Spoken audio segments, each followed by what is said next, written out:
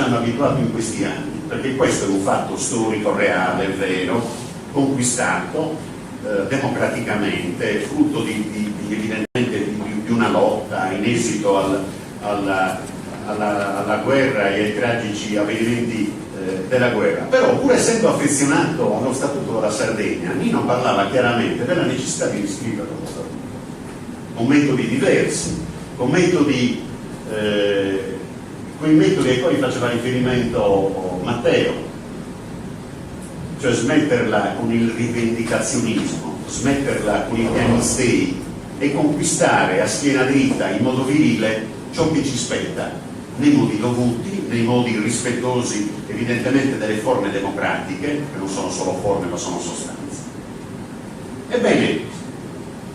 ciò che invece non mette in discussione Nino in questi discorsi, e lo fa sia con citazioni esplicite sia con riferimenti impliciti, è la Costituzione della Repubblica Italiana. C'è un numero straordinario di citazioni, possiamo andare sia frutto di scontri anche con gli interlocutori in consiglio che lo interrompevano, qualcuno che si permette di citargli l'articolo 3 della Costituzione nella sua prima parte, quello che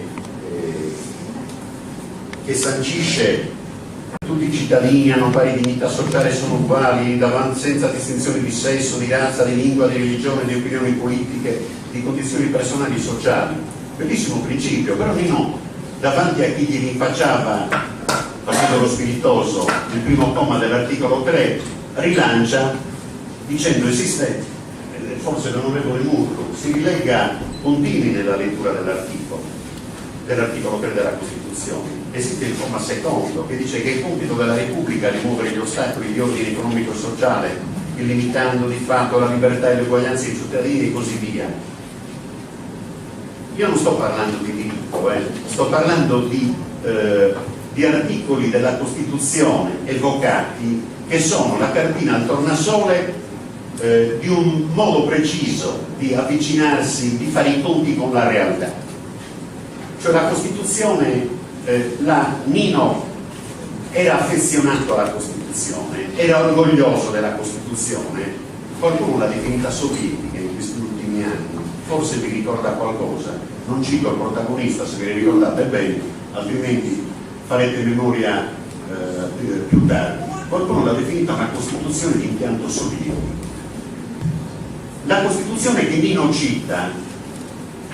rievoco l'articolo 3, fa riferimento alla società articolata, alla società che esiste prima dello Stato. C'è un bellissimo passaggio sui comuni, c'è un bellissimo passaggio sul ruolo dei partiti politici e dei sindacati, c'è un passaggio straordinario su quel pullulare di vita organizzata in modo spontaneo, non condizionata dallo Stato, che evoca un altro articolo della Costituzione, che è l'articolo 2, nel quale non si fa riferimento nell'individuare i soggetti protagonisti dell'avventura politica o civile legata alla Costituzione ad individui, al concetto di individui, si fa riferimento al concetto di persona.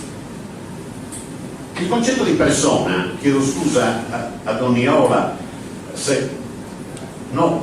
mi permetto di ricordare, è qualcosa di diverso da individuo. La persona è un soggetto capace di avere che esiste perché intesse relazioni con il suo prossimo, vive perché è capace di intrattenere rapporti con il suo prossimo, fino a creare una trama che va da mini nuclei e si allarga sempre di più nella società, a livello comunale, a livello territoriale più vasto, a livello regionale. Anche qui, come non ricordare che c'è qualcuno che evoca, oppure sono i fatti, forse la storia, forse i messaggi culturali che riceviamo adesso, che evocano un rapporto diretto fra i grandi leader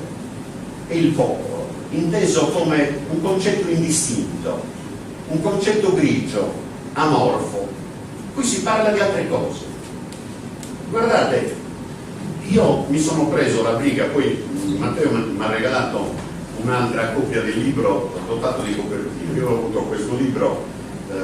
forse a livello di privilegio, per avere la possibilità di leggerlo, e io l'ho massacrato letteralmente.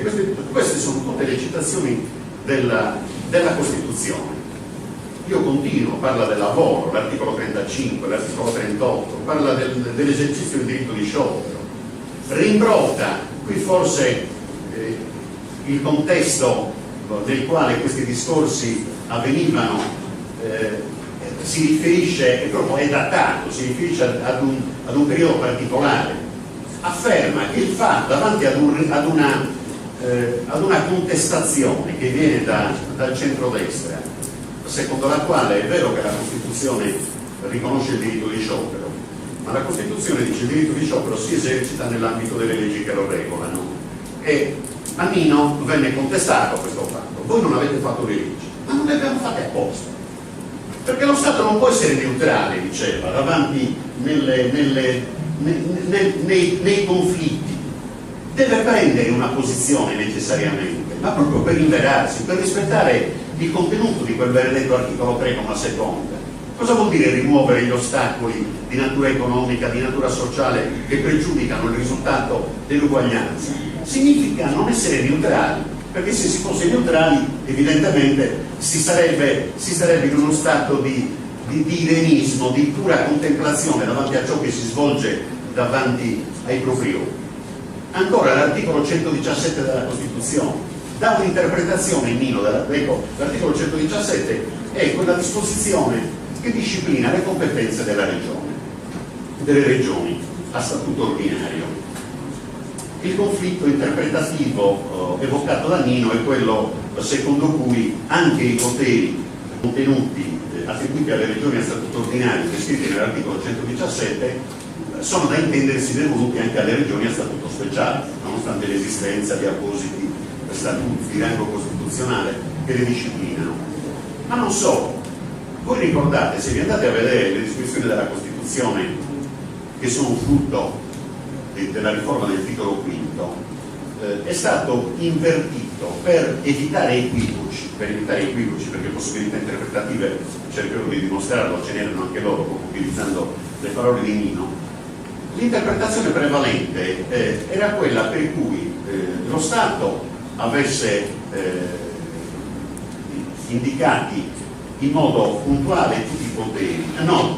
cioè le regioni avessero indicati in modo puntuale tutti i poteri e con la devoluzione in via residuale tutto ciò che non è conferito in modo specifico alle regioni